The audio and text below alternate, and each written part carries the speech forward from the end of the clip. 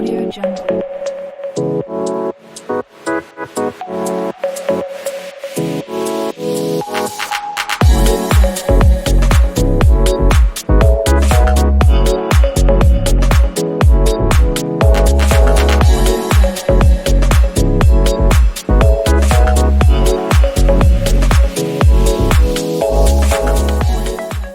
It's nice to meet you for the first time. My name is Granny Setswe. I'm a senior instructional designer from Tshwane University of Technology. My specialty is teaching, learning and development. So I am going to I'm not going to be big academic, but I'm going to try all my best just to help you to, as you prepare your sermon, you will be able to know what are the things that are important that you need to consider in terms of adult learning. Because remember, you're going to share message to adults in many instances. So you need to know how adults learn. You need to know how adults interpret your message. So I'm going to encompass a few methodologies, few principles, just as simple as I could, so that at least you know when you prepare your sermon.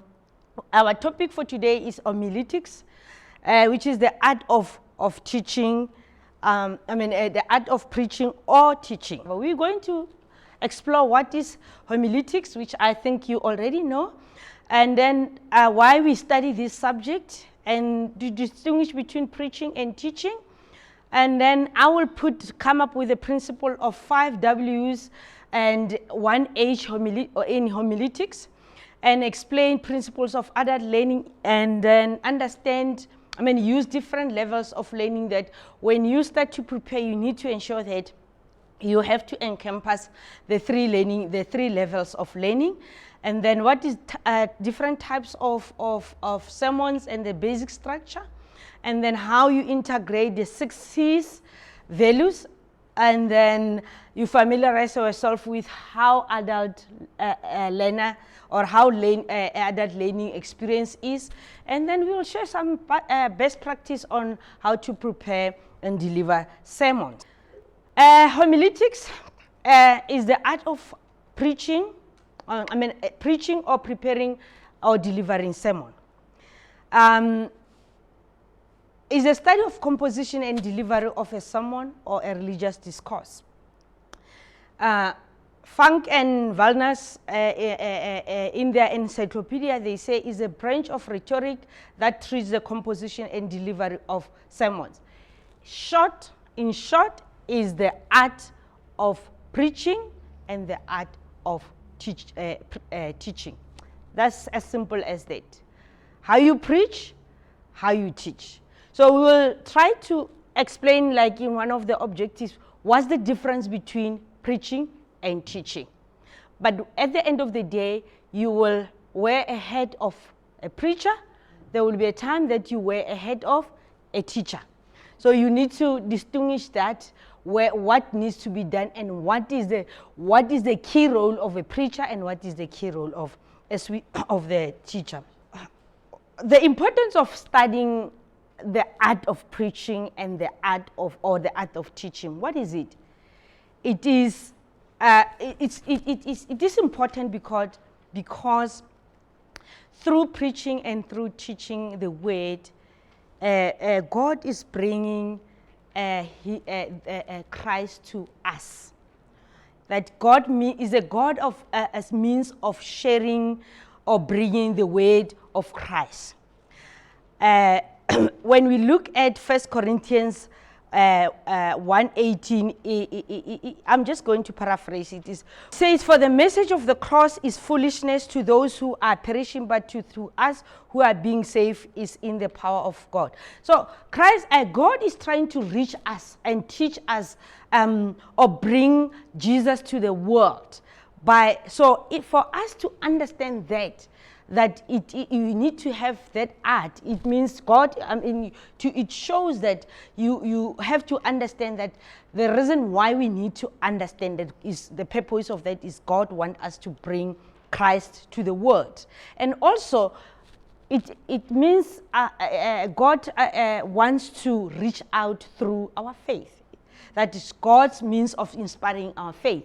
We can only be able, our faith can only be strong when we hear the word and then it becomes part of our life. And then it also is a means of showing that preaching, homiletics, is an art. It's not a simple thing. You have to, let me say, is an art or is a skill. You have to be prepared, you need to be trained, or you need to be mentored to do that. And then it also shows that God's word is not a simple thing. When you go and preach, it's not like when you wake up in the morning and say, I've got a dream, or it's a hard work. So it needs to be prepared, it needs to be taken very seriously. So we can even share on, I shared some scriptures. When you have time, you just go through them. So that's basically why we have to do that. We have to know that it's important for us to do or to know about the art of teaching, because God is trying to reach us in a different way and reach other people as well that we are going to be the preaching to. Right. Now, like I said, I don't want to be too academic. As simple as I can, I would say, as you prepare your sermon, as you start to sit and do your sermon, keep the following in mind. That you need to say, okay, the 5 AWs are who is going to listen to my message? What am I going to share with them?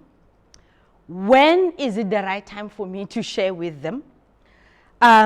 Where does this take place? Why is this topic important to them? How are the people that I'm going to share the message going to be involved? Meaning, what is the impact? So keep that in mind, the 5 W's and 1 H.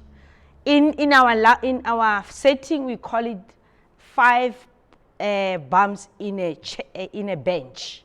You know, when you look at the H, then you've got WWWW. So it's the 5 bumps on the bench. So keep that in mind, that when you start to come up with or prepare and say, this is what I'm going to share, ask yourself, who, why, what, when, where, and how. Right. Now, still, I'm just going to make it very, very simple to you, clearer when you say that is the high level of learning, when you prepare, when you start to think, okay, I know what is what I'm going to preach. The art, the process that I'm going to take over, that is the what. And then who is going to do? Is you. And who is also involved? The hearer, or your congregation, or your audience. That is important. Keep that in mind. That now, what should I know about who, and what should I consider about who? Why? Prepare. The reason why you do this is we prepare you to preach and develop your sermons. But we are basically giving skills, even if it's 101 skills, basic skills, and expose you to a variety of preaching methods. That the reason why you're doing this at the moment, you are doing that in order to be able to prepare sermons that are engaging, that are life-changing, and so forth and so forth. And then we also want you to experience variety of preaching methods or teaching methods, and also help you to overcome the fear of standing in front of people. It's always not an easy thing to stand in front of the people. We all have been trained to facilitate. You can't just wake up and say, I'm here. Although some people are good, generally have that courage of standing without even preparing. But this is important. Remember that. Where it should take place, exactly, we know you are going to prepare a message that is going to be received by somebody. So we basically thinking in a long, this message will land in somebody's mind, right?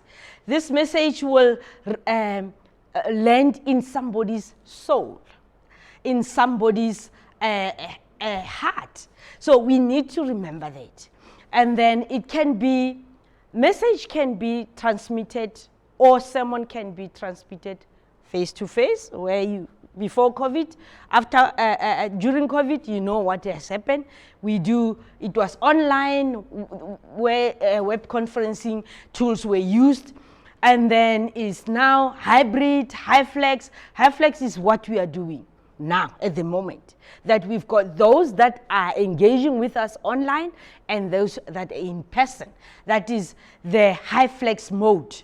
And you can also remember, when you prepare, you need to remember, is it going to be a YouTube one, or I'm going to, so that is important for you to keep that in mind, that for now, after COVID, things have changed. We do have people that time to time listen to the YouTube, those that the stream, we've got a streaming session, so remember those things when you prepare. How? You as a preacher or a teacher, you're going to interact with your hearers or your congregation. And then you need to understand what you need to achieve when you prepare the message, depending on what type of message you want to. What is also important to keep in mind is you need to touch the three important elements: the head, the heart, and the hands, which is your cognitive, your intellectual, and your psychomotor. So that is important to remember that. So even if I may bore you during the day or with this lesson, please keep these 5 things in your head. I mean, these important things, 5 W's and 1 H when you prepare in future your lesson. I can say the lesson is over, but we can continue. Okay. Now, I've got a quote that I want to share with you. One is from Maxwell Maltz, and the other one is from Unknown. To change a habit, make a conscious decision, then act out the new behavior. It's important. What is your goal here? You want to be equipped, you want to be a better person, you want to learn few things to how to prepare your lesson, how to engage people from a spiritual point of view.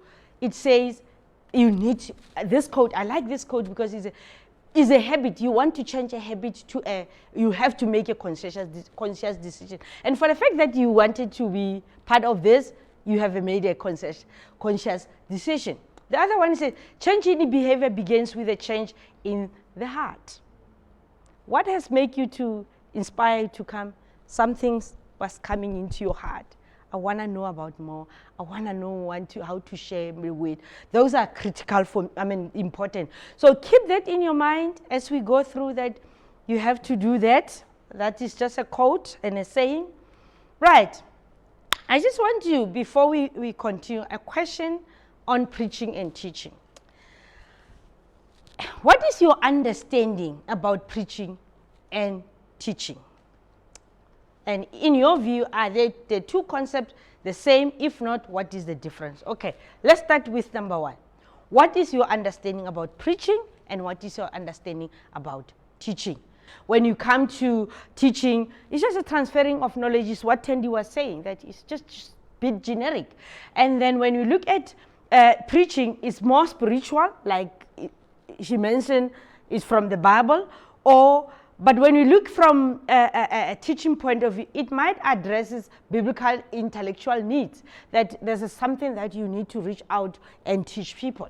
And then preaching is invitational or exhortational, where it means somebody has to be invited and be open about it, all right? Receive.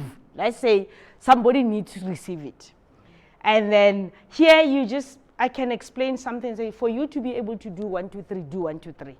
Yeah, you teach somebody, you are just giving some, but you are just explaining, or it's unlike when you, can I talk to you, can I teach you, or this is something that is in my heart, I want to share you from the biblical point of view. You're inviting somebody to tell the person about the theological truth. Preaching can be monological. Remember, you are coming with a sermon and say it. But when we look at the teaching, is dialogical, which means there's a bit of a dialogue. And there's no time for, there's a time for people to engage. But when you preach, you give the message, engagement will come later.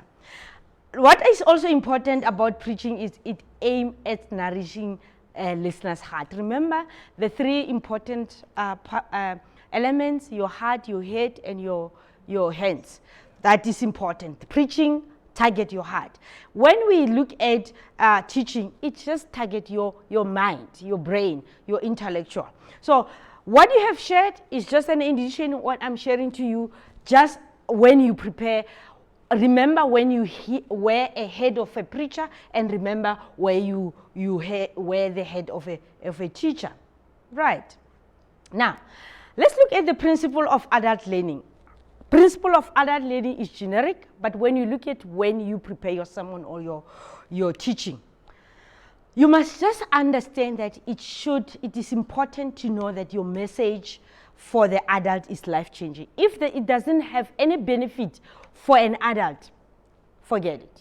It should change the person, or it must do something in someone's life. Remember, you must understand that people learn from each other. From the church perspective, we use discipling relationship. We use partnering. We have all the process in place on how people learn from each other. So, and then you must remember that this needs to be authentic. It needs to be real. You can't come up with fiction when you preach for adults. And then you need to create an environment that is non-threatening. You know, preaching of telling people things that are just making them to feel like they are wrong to be a church, you are going to hell, no, do not come up with that. There's a way of encouraging people to understand that their lives or the way they live is not according to God's way, than using threatening approaches. It needs to be biblical or doctrinal, because the point is I'm here for my soul. So make sure that it meets my needs. It needs to be appropriate. You know, like in our church, we've got kids zone, they've got their own lessons, we've got adults, and we've got other different ministries. So you have to ensure that when you preach, your message is appropriate. Any input, anything that you think is critical when you prepare your lesson. Now, I just want you to reflect. Just reflect. We have talked about a few things. Now, I just want you, including the learning principles, I want you to reflect that on this. Are you willing to incorporate other learning principles to improve preaching or teaching, so that at least you remember that your preparation is not in vain? And then reflect on how you incorporate other learning principles to improve your preaching. There will be some factors that you have to consider. So please keep on reflecting on that, and remember that you need to or constantly. Right. So I want us to share about multidisciplinary approach in homiletics. When you prepare your message, we need to understand that sermon is not, you cannot just prepare it for the sake of having something and tick the box. You need to consider several things, including what we had. And the key important things that you need to understand, that remember, whether it touches the heart or it touches the brain, is still a learning process. So with the learning process, we need to understand that there are three important aspects: the head, the heart, and the hands, which I already explained. But what does the heart means to you? The heart means the emotions, the feelings that your people will have at the time you're preaching or when they come into the sermon. Some people who come to church have just heard bad news or they've been going through a rough time. So how are you going to encourage, how are you going to, you might not know, but your message should be able to touch that feeling, touch that emotions, touch that attitude. Somebody comes with a question of, I'm really not okay about how people are doing things. You need to touch them, ensure that even though it depends on what type of a lesson you are, someone you are preaching, however, it should be always remembering that aspect. That you need to know that when you talk about, encompass the heart, what are the things that you need to check. About the head is the brain. It's cognitive, and then it encompasses the thoughts, what people are thinking about you are saying, what they are understanding you're sharing, what you're sharing, their experiences, your experiences that you're sharing to them.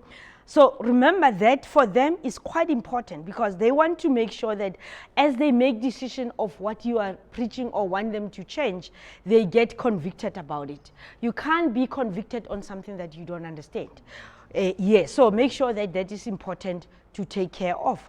About the hands, yes, the hands, we are looking at the hands, but we are talking about the practical things that somebody is going to do after learning or after receiving the message. That is the practical things, the principles that this person will start to say, I'm going to do it from now on, or this is what is part of my life. What are the values that are going to portray? What are the actions that are going to do after the sermon or as you preach the word to them? Because what is important, we want the life-changing goal, that people need to be righteous, needs to be better people, to be at the end, to reach their destination, to be in heaven with God. So that is important. So let us look at that and remember when you prepare your lesson that you encompass these three important things: the heart, the head, and the hand, which is very, very important, because if this is not covered, you might lose your people, you might lose your congregation. You will go on every time preaching, but it will never bring any more impact.